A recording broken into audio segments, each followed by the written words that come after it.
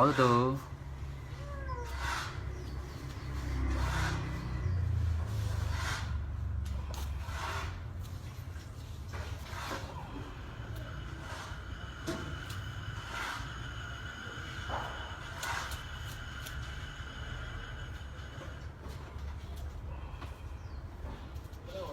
Đang dình từ kệ đó.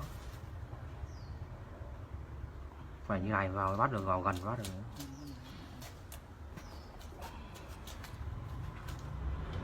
Quay cái cảnh quay. Quay rồi.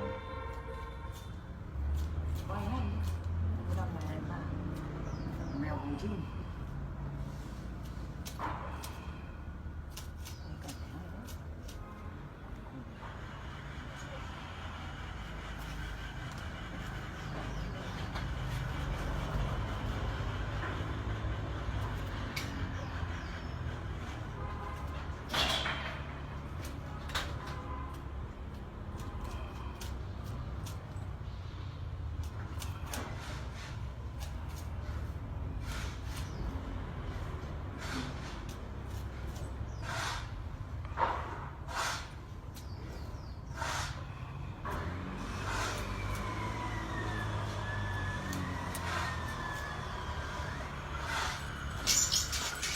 Bắt luôn, bắt được luôn.